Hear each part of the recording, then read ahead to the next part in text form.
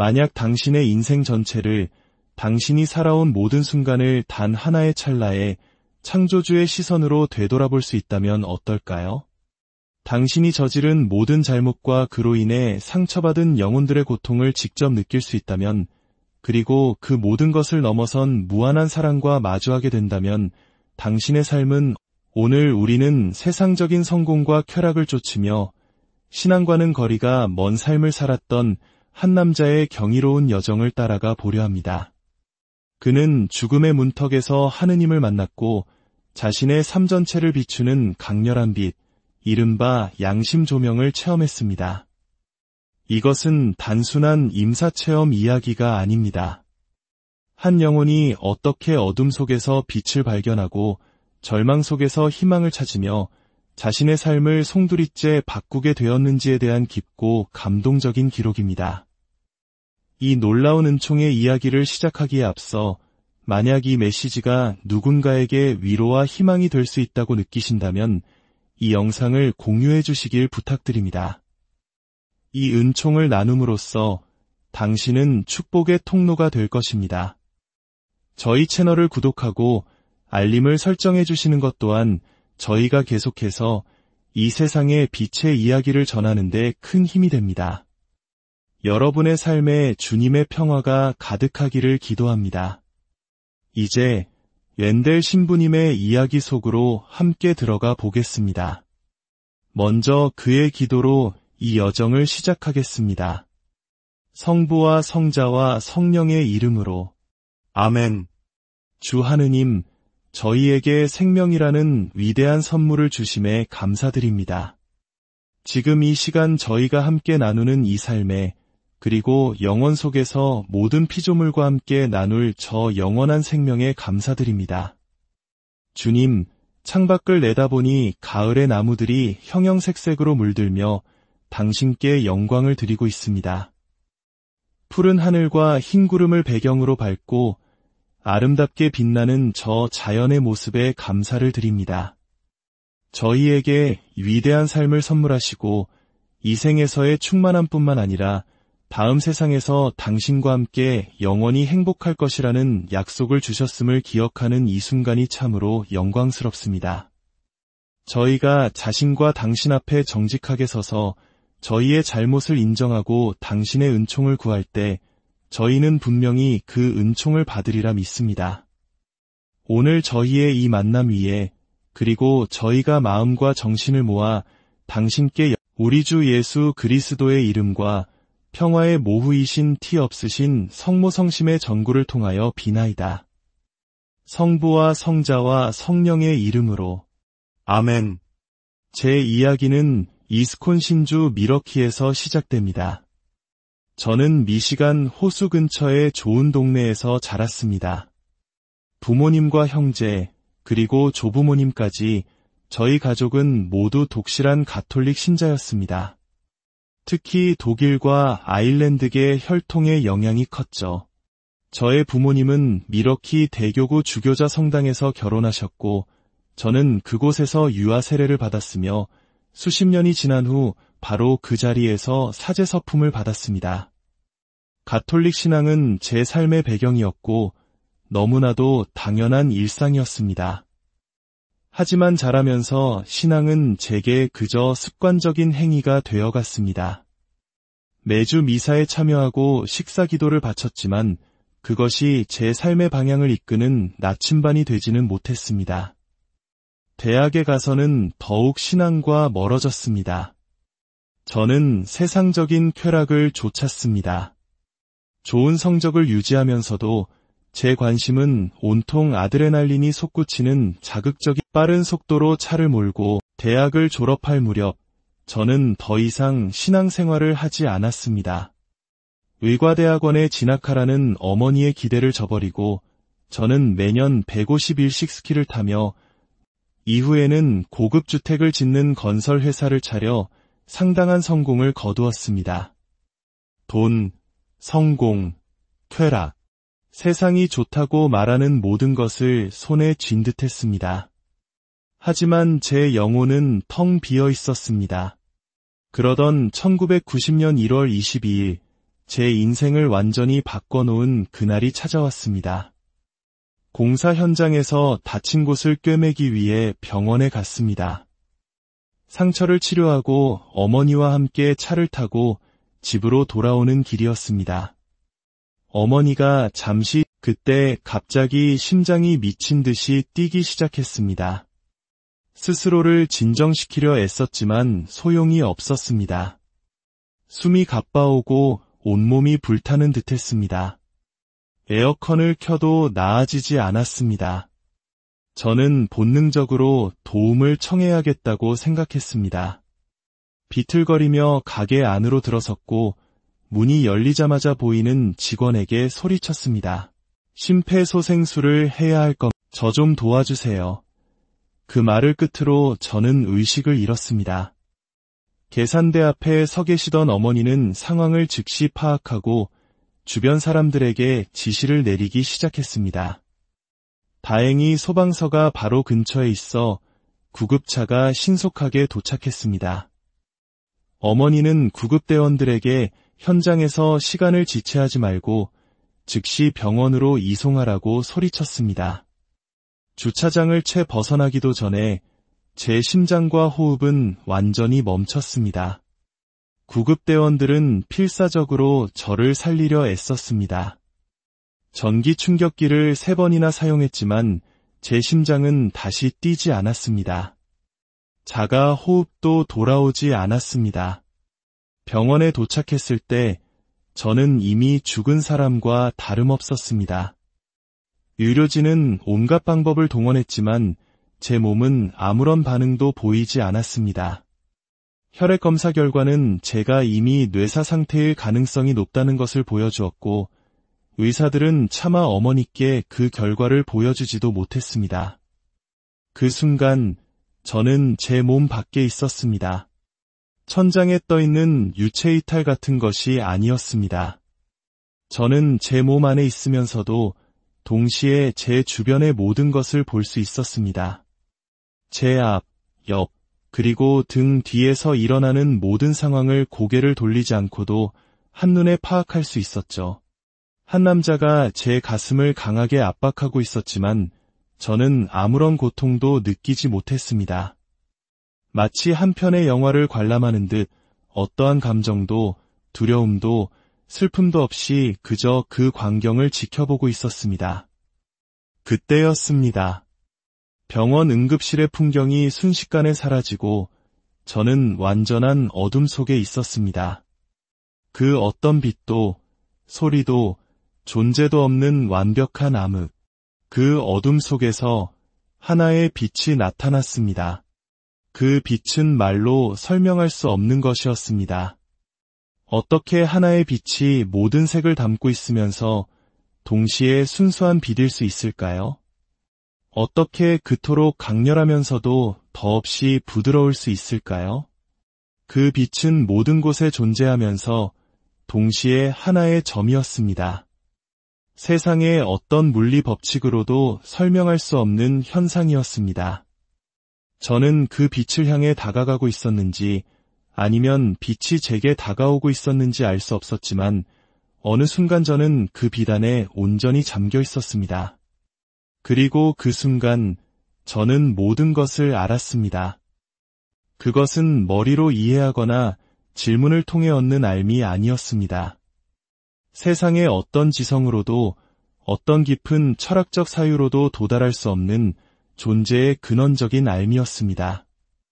모든 존재는 하느님으로부터 시작되었으며 그분 없이는 아무것도 존재할 수 없다는 것을 의심의 여지 없이 깨달았습니다. 저는 제가 하느님이 아니라는 것도 그러나 동시에 하느님과 분리되어 있지 않다는 것도 알았습니다.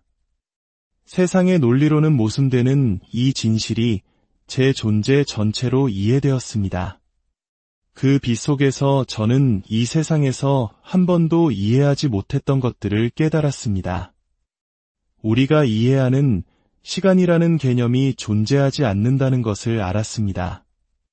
하느님에게는 과거도 미래도 없었습니다.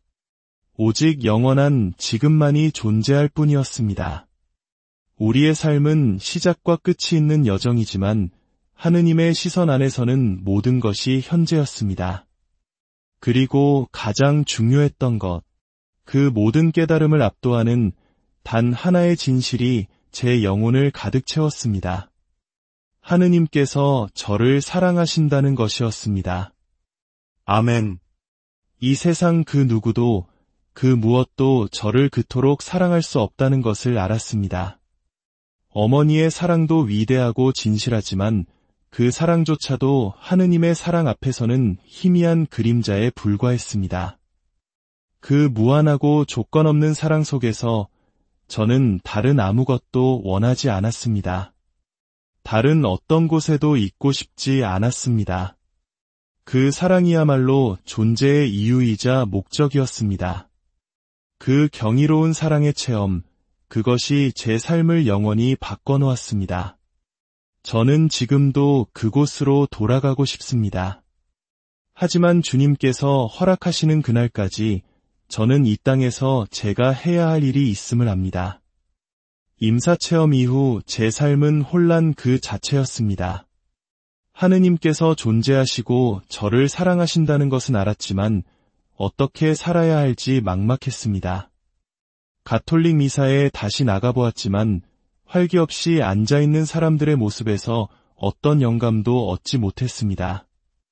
교회는 텅 비어가는 것 같았고 제 믿음이 세상에 어떤 변화를 가져올 수 있을지 의문이었습니다.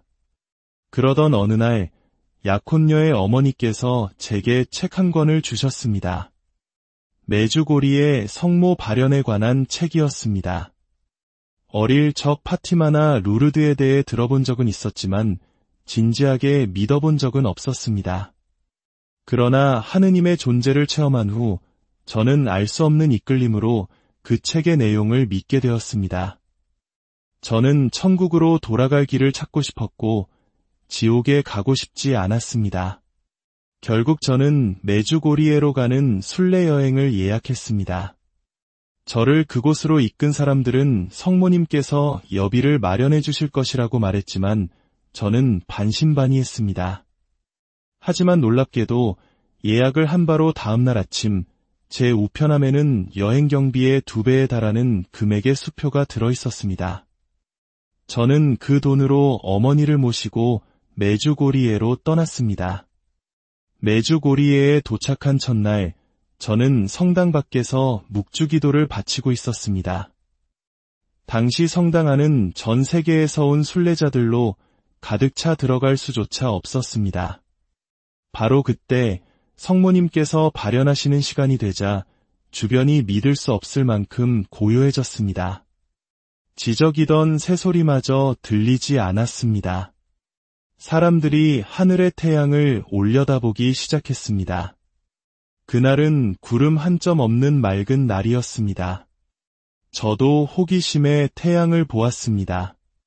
그런데 놀랍게도 눈이 부시지 않았습니다. 태양을 계속 바라볼수록 태양은 여러 가지 색으로 변하며 거대한 빗줄기를 뿜어냈습니다. 한 방향으로 회전하다가 멈추고 다시 다른 방향으로 돌거나 심장처럼 고동쳤습니다. 이것은 단순한 기상현상이 아니었습니다. 그 자리에 있던 많은 사람들이 저와 똑같은 현상을 목격하고 있었습니다. 어머니와 이 기적을 나누기 위해 성당 주변을 걸어가던 바로 그 순간 제게 두 번째 놀라운 체험이 찾아왔습니다. 그것이 바로 양심 조명이었습니다. 갑자기 저는 제 인생 속으로 빨려 들어갔습니다. 제 3자의 시점에서 지켜보는 영화가 아니었습니다. 저는 제 삶의 모든 순간을 다시 살고 있었습니다.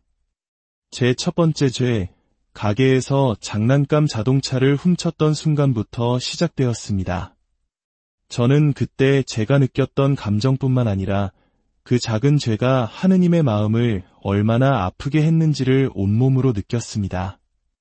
부모님께 말씀드리기만 했어도 사주셨을 텐데 그릇된 선택을 한 저를 보며 슬퍼하시는 하느님의 마음이 그대로 전해져 왔습니다.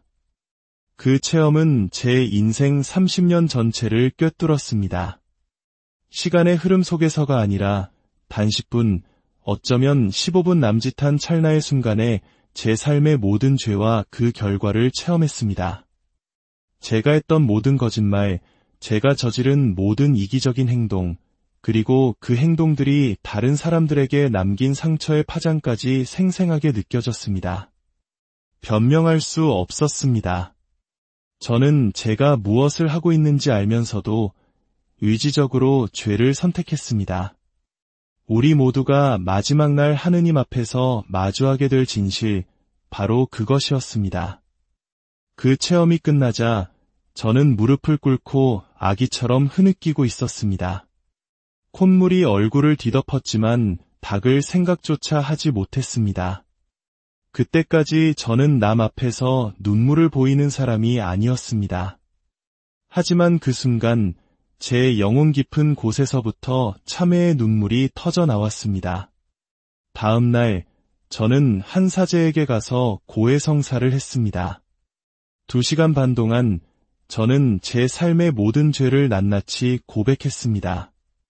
사제는 제게 보석으로 신발을 벗고 십자가 산을 오르며 제가 상처를 준 사람들을 위해 기도하라고 했습니다. 저는 산을 오르는 내내 울면서 기도했습니다. 하느님, 저를 용서하소서. 그리고 제가 상처 준 그들을 치유해 주소서. 산을 내려왔을 때 저는 진정으로 용서받았음을 느꼈습니다. 제 영혼을 짓누르던 무거운 짐이 사라지고 그 자리에 평화가 찾아왔습니다.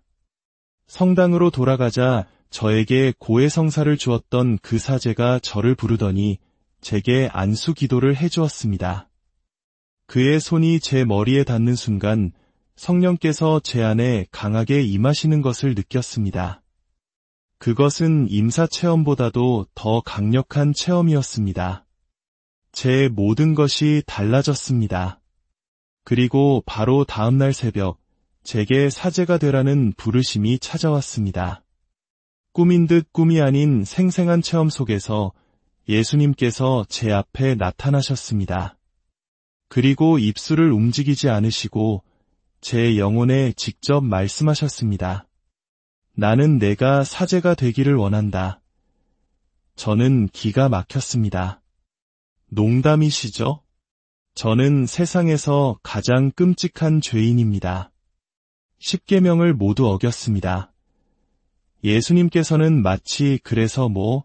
라고 하시는 듯 아주 가볍게 제 말을 넘기셨습니다. 저는 다시 항변했습니다. 저는 결혼을 약속한 약혼녀가 있습니다. 그녀를 사랑하고 아이들 이름까지 지어놓았습니다. 결혼 준비도 거의 다 마쳤습니다. 예수님께서는 그저 안다 고만 하셨습니다. 저는 절망했습니다. 사제는 태어날 때부터 거룩하게 선택된 사람들이 되는 것이라고 생각했습니다. 저처럼 끔찍한 죄인이 아니라요. 하지만 예수님께서는 단호하게 말씀하셨습니다. 나는 내가 무엇을 하고 있는지 안다.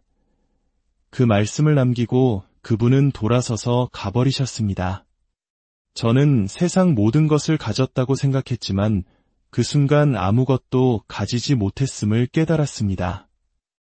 집으로 돌아와 사랑하는 약혼녀에게 이 모든 것을 설명하는 것은 제 인생에서 가장 힘든 일이었습니다. 하느님께서 정말 저를 부르시는지 알아봐야 하며 더 이상 그녀와 육체적인 관계를 가질 수 없다고 말해야 했습니다. 그것은 그녀에게 끔찍한 거절로 느껴졌을 것입니다. 그 후 11개월 동안의 힘든 시간을 거쳐 결국 저는 신학교에 입학했습니다.